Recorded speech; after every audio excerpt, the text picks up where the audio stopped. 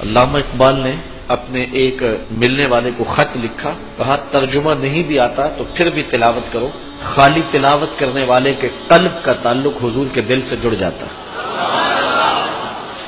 سیارہ ڈائجسٹ کا ایک قرآن نمبر چھپا تھا، اس میں ایک شخص کی کہانی لکھی تھی کہ قبر کھودتے اس کی قبر کھل گئی، لوگوں نے دیکھا کہ قبر میں روشنی ہے اور کفن بھی میلا نہیں ہوا، اور وہاں گلاب اگے ہوئے ہیں جس کی خوشبو سے ماحول میں عطر پھیلا ہے، تو لوگ اس نشان پہ صاحب قبر کا گھر تلاش کرتے رہے، تو اس کی بیوہ سے ملاقات ہو گئی، اگرچہ وہ بہت زیادہ بوڑھی ہو چکی تھی۔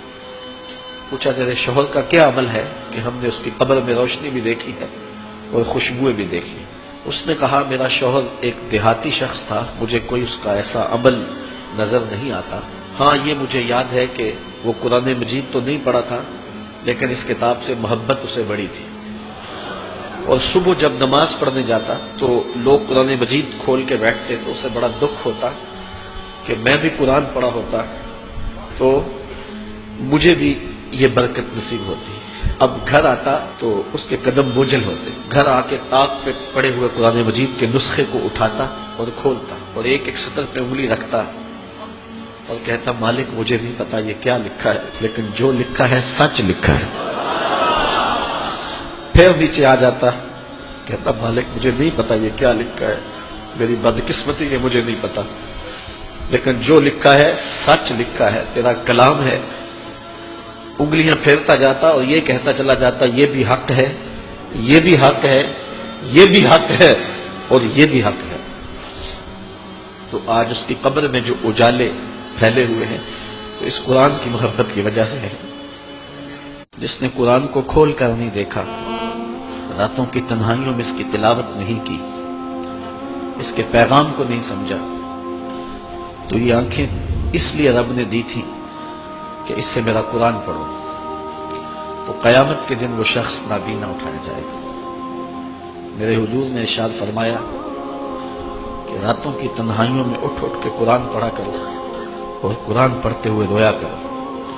پھر کہا فَإِن لَمْ تَبْكُوا فَتَبَاكُوا، اگر رونا نہ آئے تو رونے کی کوشش کیا کرو۔ حضرت داتا گنج بخش علی حجویری سے ایک مرید نے پوچھا حضرت اگر رونے کی کوشش کریں پھر بھی رونا نہ آئے؟ فرمایا مقدر پہ رویا کرو، اتنے سنگ دل ہو گئے ہو۔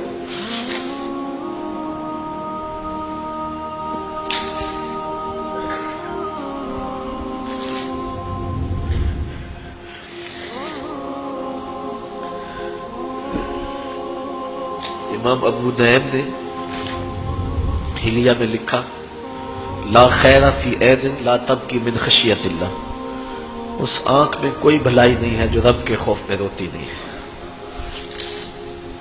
رومی کہتے ہیں جہاں پانی چلتا ہے وہاں سبزہ اگتا ہے اور جہاں آنسو چلتے ہیں وہاں رب کی رحمت اترتی ہے۔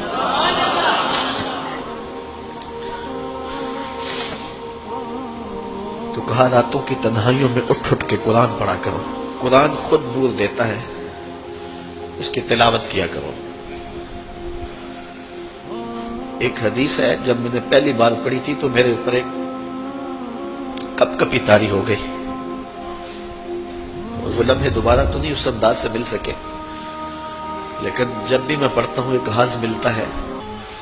فرمایا قرآن یہ اللہ کی وہ لٹکتی ہوئی رسی ہے جس کا ایک سرا تمہارے ہاتھ میں ہے اور دوسرا سرا تمہارے رب کے ہاتھ میں۔ کرنٹ لگتا ہے کہ یہ وہ قرآن ہے جس کا ایک سرا رب کے ہاتھ میں ہے تو دوسرا سرا تمہارے ہاتھ میں ہے۔ تو کہا قرآن ڈائریکٹ فیض دے گا، قرآن ڈائریکٹ نور دے گا۔ اللہ ہم سب کی قبروں میں روشنیاں کر۔ چونکہ ہماری تحریک قرآن مجید کی تحریک ہے تو اللہ کی کرم نوازیاں ہو جائیں۔ ہم اس کتاب کا حق تو ادا نہیں کر سکتے لیکن نوکری تو اللہ نے ہمیں نصیب کر دی ہے۔ اللہ اس کتاب کی برکتیں ہمیں نصیب کرے۔